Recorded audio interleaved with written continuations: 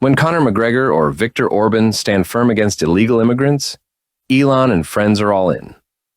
But they all ignore the country that faces the worst type of illegal immigrant, those armed with ballistic missiles.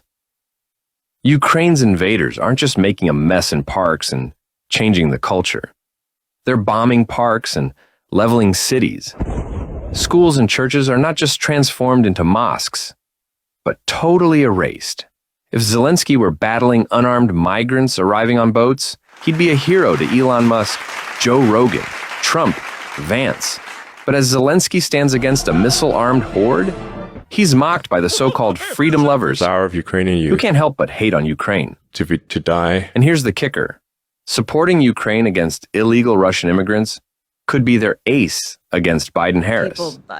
They just don't know what to do. Au contraire, Ukrainians know exactly what they need to do to win, but Biden won't let them. Ukrainians know that a well-armed freedom stops tyranny. Wake up, America. Good morning, America. How are you? Even if you don't want to send weapons to Ukraine, Not yet. at least try to recognize those actually fighting for, and not just yammering about freedom. Freedom is just another word for... Ukraine is gone. It's not Ukraine anymore. They just don't know what to do. They're locked into a situation. It's sad. They just don't know what to do. They just don't know what to do. They just don't know what to do. Are you serious?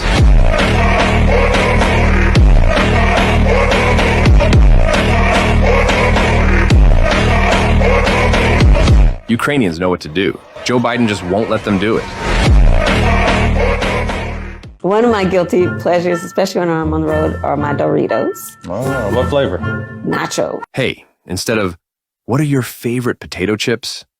Can someone ask Vice President Harris a real question like, will you, unlike Joe Biden, let Ukraine strike back? Old school, original. OG, Come on. yeah. Come on. Red bag. Yeah, no, that's exactly right. Red bag. That's exactly. You gotta have a napkin nearby. okay. You're right.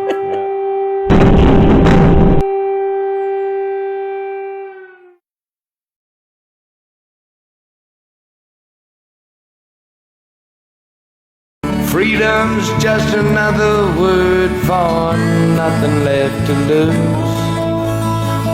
Nothing ain't worth nothing, but it's free. Feeling good was easy, Lord, when Bobby sang the blues.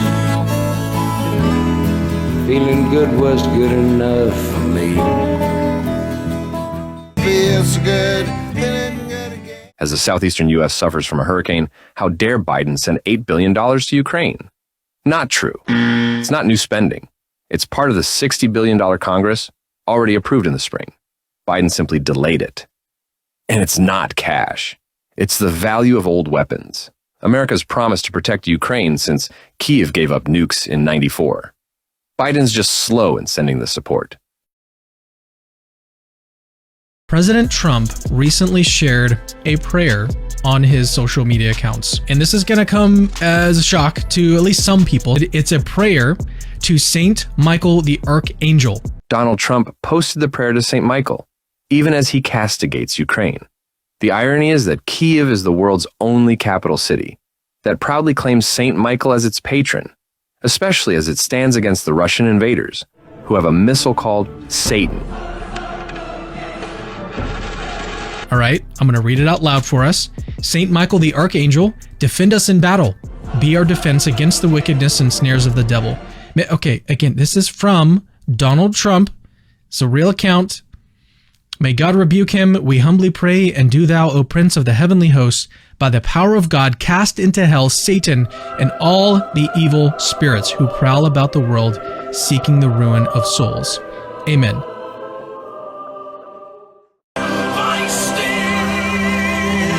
The American army, largest and most powerful in the world. The Ukrainian army, the largest and most battle-hardened in Europe. Together, the two could do so much good for the world, scaring the hell out of tyrants. Today is Ukraine's Defenders Day. It's also the day Ukraine calls upon the protection of the Mother of God. Ukrainians have already done the impossible, holding the line in places like Pokrovsk, a town whose very name means protection of the Mother of God. But Joe Biden is limiting them, preventing Ukraine from striking the sources of Russian hellfire. We will not do that. Ukrainians can only hit the arrows, not the archers. Victory is within reach. Yet Washington's refusal to act is bleeding out Ukraine while emboldening Russia. What's it going to take to change this? Ukrainians can only hold on for so long. Will Biden-Harris let Ukraine strike back?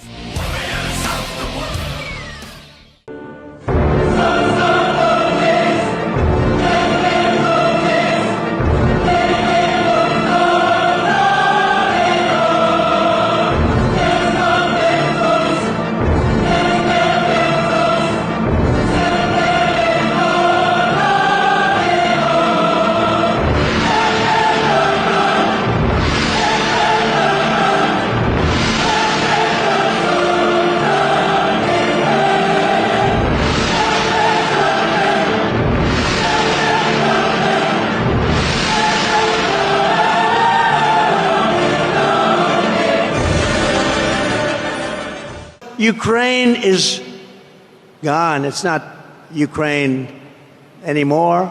They just don't know what to do. They're locked into a situation. It's sad. They just don't know what to do because Ukraine is gone. It's not Ukraine anymore. You can never replace those cities and towns, and you can never replace the dead people, so many dead people.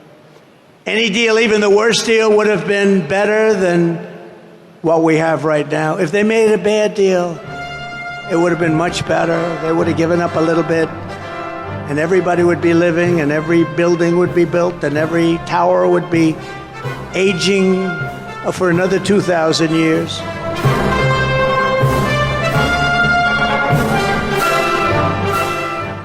Joe Lindsley sent us some music. We'll play a little bit of this. What are we going to hear, Joseph? Well, this is very relevant to what we were just saying, because when President Trump was speaking in Charlotte, he, at all of his rallies, he always begins it with Lee Greenwood's "God Bless the USA." And at almost precisely the same time, just about 5 or 6 miles away in Charlotte, North Carolina, the cultural forces, the musicians we've been talking about, Ukrainian soldier musicians, were playing. They were not invited to the Trump rally. They were playing at a church in Charlotte. And at precisely the same time, one of the soldiers who lost his leg in battle, the opera singer, as I stand by the Opera House here, he was singing that same song that Trump loved so much, and that Trump was actually singing at the rally just a few miles away. So we will hear the Ukrainians singing in Charlotte, a few miles from Trump, God Bless the USA by Lee Greenwood. To be in pain, well, at least I know I'm free, and I won't forget the man who died, who gave that right to me, and I gladly stand up next to you, and the friend here still today, 'cause the right no doubt I love this land. God bless the USA. That is chilling. I've heard the Lee Greenwood song so many times, but when you hear that, it really gives you goosebumps. Yeah, and especially, remember, this is a guy who lost his leg. He stepped in a landmine as a soldier. And what was, sad, as an American, you look at that, and a few miles away, you have Trump at the rally playing that same song, saying that Ukrainians have given up, that Ukraine is gone. And here you have a few miles away. The connection could be so strong, and it's so nearby. People who are living through this, who refuse to quit, despite all the hell they go through, and totally ignored and castigated. And it was just a coincidence that they happened to be singing that song. And I'm glad I became aware of it, because it's such a contrast. And the next morning, that same soldier, with all the group of these 11 soldiers, cultural forces, they went to Myers Park High School in Charlotte, and to the entire student body. And really a powerful experience. I mean, kids growing up in a very privileged high school in Charlotte, listening to voices from the war. And when they played music, and then they had a Q&A. And one of the kids at Myers Park High School, he lost his leg in a car accident. And so he asked the soldier, I think his name is Artem, the soldier. He asked the soldier, how can you give me some advice? I just lost my leg. You give me some advice on how, it's really difficult and depressing. How can I get through this? Because you're able to get through it. And he said, the soldier said, well, everything's going to take you a little bit longer. You got to get used to that.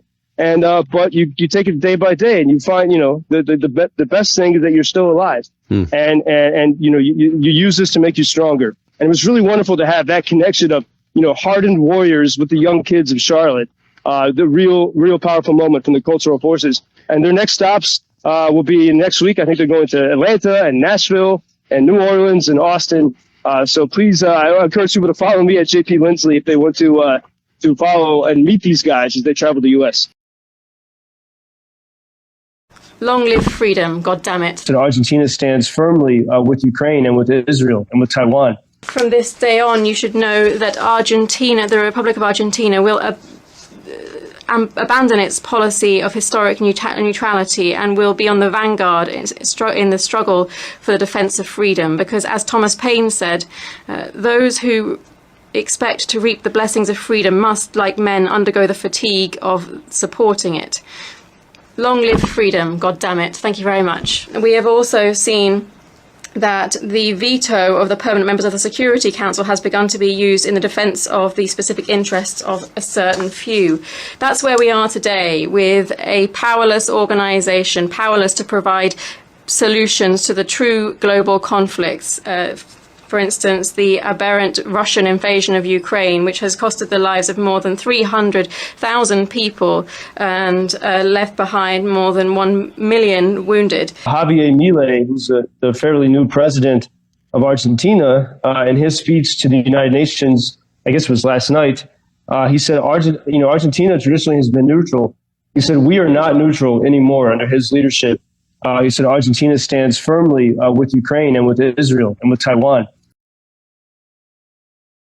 Друзі, я хочу вас познайомити з унікальною людиною, яка знає про Україну більше, ніж середньостатистичний українець, яка обожнює Україну і готова ділитися думками про Україну, про вільний народ України з американцями, познайомити вас з американською культурою, а американців з українською культурою і розбити цю стіну, яку збудували політики та системи. Отже, це JP Ліндслей. Дякую, бро. Підписуйтесь на нього і дізнавайтеся більше. І давайте зробимо світ більш дружнім і більш сильним. We invite you to follow our channel, the only American show reporting live from Ukraine every day.